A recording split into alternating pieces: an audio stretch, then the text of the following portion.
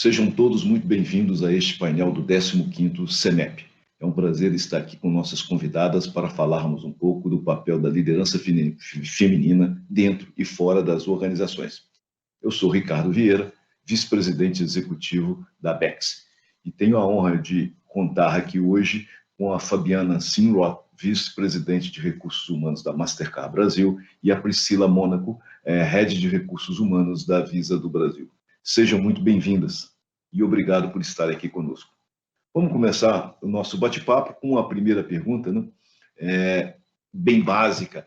A busca pela equidade de gênero é um desafio, não apenas no setor financeiro, mas em todo o mundo corporativo. Qual o papel da liderança nesse processo? Vamos começar com você, Fabiana, por favor. Vamos. Obrigada, Ricardo. Primeiramente, queria agradecer o convite. Tudo bem, Priscila? É um prazer estar aqui com vocês hoje. Prazer. E Ricardo, eu queria responder essa pergunta pensando que você falou que a pergunta é básica, mas ela, na verdade, é uma pergunta bastante difícil, porque o papel é fácil de saber qual é um papel essencial, não só no mundo corporativo, mas também na nossa sociedade como um todo. Então, a gente tem um papel não só como profissional, mas também como pessoas, de buscar a questão da diversidade, da inclusão, garantir a equidade de gênero. Esse é o papel da liderança, mas é algo bastante difícil, que a gente precisa mobilizar um grande número de pessoas para isso. A gente precisa agir como exemplo, exercitando uma visão sem viés, sem preconceito, buscando corrigir comportamentos no mundo corporativo, que a gente vê que, infelizmente, ainda acontecem, né? Então, a gente precisa identificar o que está acontecendo, ter metas bastante agressivas para isso e caminhar trabalhando para conseguir alcançar essas metas. Não só porque essas são as metas da nossa organização, mas principalmente pela transformação que deve acontecer na nossa sociedade.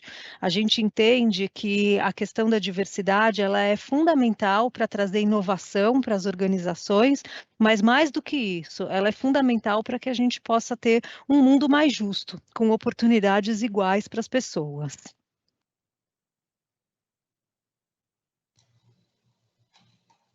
Bom, você quer fazer algum comentário, Priscila, sobre isso? Eu tendo a corroborar e concordar em tudo que a Fabiana falou. E aí, assim, não só a preocupação quanto a nossa sociedade, como nós indivíduos, mas, obviamente, do aspecto profissional, no âmbito cultural das organizações, o papel dos líderes hoje é mais do que fundamental, né? Não basta a empresa ter no seu DNA isso intrínseco, mas assim, os líderes têm que olhar e abraçar essa questão da diversidade, da inclusão, na abordagem do apoiar e pensar diferente junto com a sua equipe, errar junto, né? Errar rápido para a gente aprender e corrigir com os erros, ou seja, se permitir essas diferenças dentro do nosso mundo corporativo, né? Então, o papel do líder, eu acho que ele começa ali na atração dos nossos talentos, dá continuidade logo no início, quando ele tem o processo de onboarding dentro da empresa, e, obviamente, a continuidade no processo de desenvolvimento e no progresso dos nossos colaboradores, que, obviamente, estão assim, sempre alinhados com os desafios também e os propósitos da nossa corporação. Né? Algumas iniciativas são importantes para a empresa apoiar esse desenvolvimento, esse acompanhamento, né, da parte dos líderes, e entre eles eu acho que é fundamental, assim como a Fabiana mencionou, que as empresas tenham ali metas e KPIs específicos, bastante definidos e claros, e obviamente que o acompanhamento constante dessas metas, né? Então, para que esse progresso seja assim de sucesso. Bom, Priscila, quando eu comentei básico, eu não quis dizer não importante. Eu acho que o papel da liderança é fundamental nisso, né, de propagar e de buscar sempre essa equidade que é fundamental para o desenvolvimento das organizações e da sociedade como um todo, né? Bom, agora vamos para a segunda pergunta do nosso bate-papo. Qual a importância do processo de conscientização? Que tipo de ações concretas ajudam a estimular a diversidade dentro das empresas? Priscila, vamos começar por você agora? Vamos lá. Então, assim, acho que essa jornada é uma constante, né? A gente está iniciando esse tema de diversidade no nosso âmbito, de novo, né? É difícil a gente separar cunho pessoal e profissional, porque, afinal de contas, somos uma única pessoa, né? Então, essa jornada, eu acho que a gente está ali caminhando, a gente está progredindo bastante, mas é uma questão que, assim, ela tem que ter uma continuidade, né? A gente trabalha sempre para garantir um ambiente onde as diferenças, todas as experiências, capacidades individuais, os desafios, sejam muito valorizados e, de novo, contribuam tanto para o sucesso da organização quanto para o nosso próprio desenvolvimento e satisfação pessoal, né? Porque as coisas têm que caminhar em paralelo. Há 2 anos, aqui no Brasil, a gente criou um comitê de diversidade e inclusão, onde a gente tem 4 frentes específicas. A questão de mulheres, né, de gender, a questão de LGBTQIA+, pessoas com deficiência, sejam elas visíveis ou invisíveis, e a questão racial na comunidade negra. Né? E, obviamente, sempre voltados a alguns temas de interseccionalidade, voltadas aos vieses inconscientes, que muitas vezes a gente tem claro para a gente, não, eu não tenho preconceito, eu sei lidar muito bem com isso, mas aqueles vieses inconscientes são os que mais nos atrapalham, né? São imperceptíveis, são sutis, mas podem fazer um estrago gigantesco. Então, a gente tem algumas iniciativas que a gente trouxe com o suporte desse comitê de inclusão, onde temos workshops que são feitos dentro de casa, através de nossos líderes e, obviamente, também onde nós convidamos especialistas do mercado para fomentar isso dentro de casa, para nos ensinar a como lidar com esses temas. Obviamente que a gente fez um programa de capacitação, iniciamos com a nossa liderança, para que eles estivessem preparados para o tema, sempre com isso muito intrínseco e ali latente dentro dos nossos propósitos, para que eles possam cascatear isso entre as suas equipes. Nós temos a vantagem de ter uma universidade corporativa, onde a gente tem inúmeros também treinamentos que visam esse tema. Né? Então, esse nosso comitê ele foi essencial para nos ajudar a capacitar e deixar todo mundo numa mesma página, não só os líderes, como todos os nossos profissionais. Fabiana, você quer complementar? Eu gostaria. Eu acho que essa conscientização ela é fundamental e ela é contínua. A gente nunca sabe tudo sobre esse assunto, a gente sempre tem coisas novas para aprender sobre esse assunto. A gente fala de letramento, né, no que a gente diz, para conhecer um pouco mais, né, dos desafios que a gente tem quando a gente busca a diversidade e a inclusão dentro das organizações. Na Mastercard, a gente tem os grupos de afinidade para isso. Os grupos de afinidade, eles contam com pessoas com interesse nas pautas, tanto de mulheres, quanto a gente tem o grupo Pride, que é o LGBTQIA+, e o grupo LEAD, que trata as questões raciais, e a gente conta também com aliados para cada um desses grupos. Então, com esses grupos, a gente consegue ter uma conscientização maior. A gente busca iniciativas que envolvam o maior número de funcionários para isso, e como eu disse, essa conscientização ela é contínua. A gente tem situações que muitas vezes nem passam no nosso radar. Outro dia eu li uma pesquisa que dizia, por exemplo, que os homens, no geral, preferem, quando precisam, por exemplo, levar um filho no médico ou buscar na escola, os homens se sentem mais à vontade em mentir, dizer que vai buscar o carro no conserto, que vai no mecânico, do que em ter uma função paternal. Isso é muito grave, ou seja, a gente como sociedade ainda precisa evoluir muito para isso, para que esse tipo de situação seja normalizado e que a gente possa de fato ter uma equidade, né? Então, aqui a gente tem uma coisa muito importante com relação a isso, que são iniciativas bastante fortes e consolidadas, que já começaram há muitos anos. Isso fez com que a gente, nos últimos 4 anos, estejamos entre as melhores empresas para mulheres trabalharem, de acordo com o ranking do Great Place to Work. A gente está entre as 5 melhores empresas no Brasil, muito em função das iniciativas que a gente vem fazendo para buscar essa equidade. Então, são iniciativas, por exemplo, de garantir equidade salarial. A gente tem hoje 43% de mulheres na nossa organização, 38% de mulheres na liderança. Tudo isso mostra que, além da conscientização, a gente tem ações muito específicas e estamos colhendo os resultados favoráveis disso. Mas, de novo, isso precisa ser algo contínuo, é como andar de bicicleta, se parar de pedalar, cai. Então, a gente precisa manter essas pautas no radar o tempo todo. Bom, Fabiana, Priscila, quer dizer, eu fico feliz porque a Bex está muito alinhada com o pensamento dos seus associados, né? Nós temos mais de 50% das lideranças da Bex que são femininas, e mais de 50% do corpo de funcionários também é feminino, quer dizer, entre outras características, o que mostra que a gente está alinhado ao pensamento dos nossos associados. Bom, vamos continuar.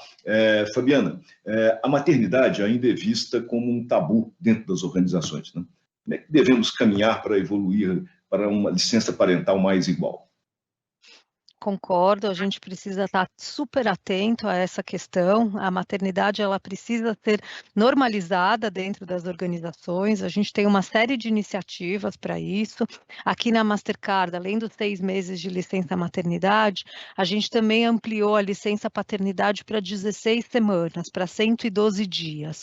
A gente entende que isso é importante para garantir que os pais também possam participar desse momento mágico e contribuir nesse momento. Eu sou mãe de 2 filhas, eu sei qual foi a importância do meu marido durante o período da minha licença, e também garantir que o fato de ter uma licença maternidade nas organizações não seja uma coisa que possa eventualmente atrapalhar o desenvolvimento e como é que as mulheres evoluem dentro da organização. Quer dizer, é uma pausa que é normal e que o homem também vai ter essa pausa ao longo da sua jornada profissional.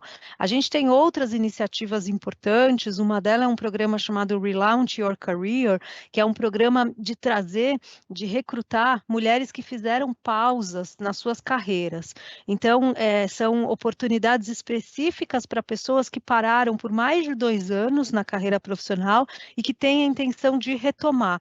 A gente sabe que muitas vezes as empresas veem esse gap no currículo como algo negativo, mas a Mastercard não. A Mastercard vê como uma oportunidade interessante da pessoa ter parado por algum motivo, ter desenvolvido outros skills durante aquele período e agora retomar. Então, é um programa que tem uma série de treinamentos e um grupo de pessoas que começa ao mesmo tempo e que trabalham de uma forma a fazer o catch-up, a fazer essa retomada, né? Isso é bastante interessante. Um outro ponto importante que a gente oferece é um programa a gente chama de construção de família, que é um auxílio que a Mastercard dá a famílias que estejam buscando tratamentos de fertilidade ou de adoção. Isso tem sido muito bem visto aqui, foi lançado há cerca de 1 ano e meio e já vem sendo bastante utilizado, e acho que esse conjunto de iniciativas traz um resultado muito positivo para a gente. A gente fez uma pesquisa recentemente e a gente percebeu que 100% das mulheres que saíram de licença maternidade continuaram na empresa. A gente teve 100% de retenção até 2 anos depois desse período.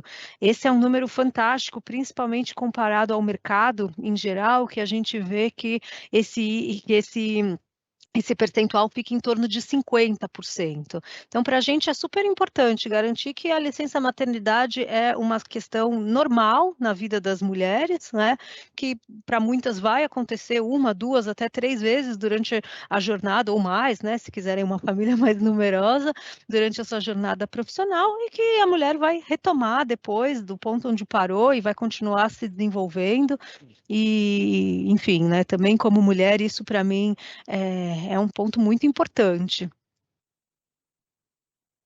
Eu acho muito bacana essa visão que a gente tem das empresas hoje em dia não encararem mais isso como um tabu, né? Acho que no passado isso era um grande desafio, mas hoje a gente vê cada vez mais empresas com programas e projetos específicos para fomentar isso, ações de conscientizações constantes, né? Obviamente, de novo, sempre aquele trabalho interno de reforçar esse processo de equidade, de que a gente não tem que ter nenhum tipo de preconceito com pessoas, com mulheres que ficaram um tempo em licença, retomaram suas atividades com uma performance muitas vezes muito maiores e melhores, né? Assim como os pais quando saem de licença.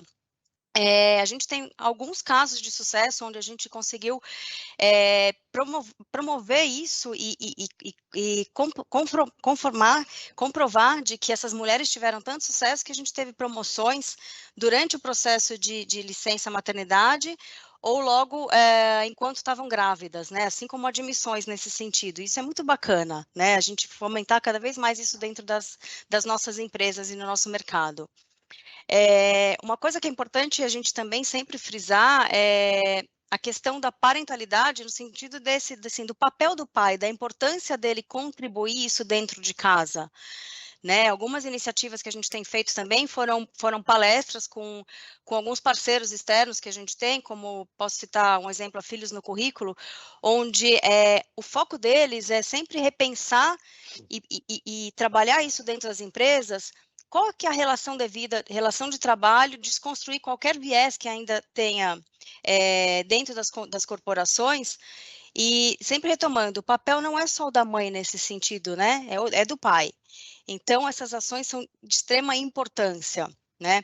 A gente também notou, com nossas pesquisas de satisfação interna, as nossas mulheres têm amplo engajamento, a gente também tem uma retenção de 100% no retorno, pós-retorno maternidade, assim como a Fabi bem mencionou da Master, alguns prêmios, a gente também teve melhores empresas para se trabalhar pela Forbes, um prêmio da Bloomberg, onde de companhias com equiparação de gênero, melhores mulheres para se trabalhar no ambiente multicultural feminino e de milênios também, pela Women's Choice Award.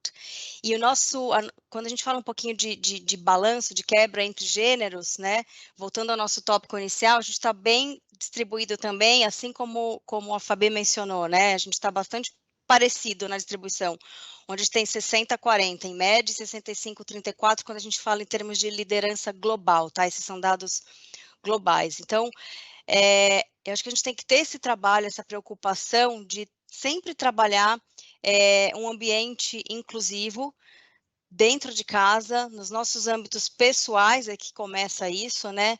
Iniciativas de mensagens e ferramentas que a gente possa compartilhar com os nossos colaboradores para que eles levem isso também para o ambiente familiar, né? A gente tem um jornalzinho, que é uma prática bastante simples, mas muito, muito útil, onde é um jornal mensal, onde a gente sempre foca esses 4 pilares do nosso grupo de diversidade, seja ele na questão do Pride, de gênero, de questão de raça ou de disability, onde a gente ensina, né, como lidar com esse tema, quais são as práticas, dicas até de filmes e séries e livros que a gente pode estar fomentando isso dentro do ambiente pessoal para que isso seja uma constante, né? Então, a preocupação não é só a gente trabalhar dentro de casa, mas que a gente possa contribuir com a sociedade, né? Algumas iniciativas e parcerias com microempreendedoras femininas, a gente tem um trabalho bastante forte nessa questão social também. Então, acho que fica essa mensagem para nossa, né? A gente está sempre trabalhando dentro e fora. Ok, olha, foi muito bom bater um papo com vocês sobre esse tema tão importante para o desenvolvimento das organizações e da sociedade como um todo. Fabiana, Priscila, muitíssimo obrigado. Obrigado a todos pela audiência e até o próximo vídeo. Obrigada, um abraço a todos. Foi um Obrigada, prazer. Ricardo. Obrigada, Obrigada, Ricardo e Priscila. Fabiana.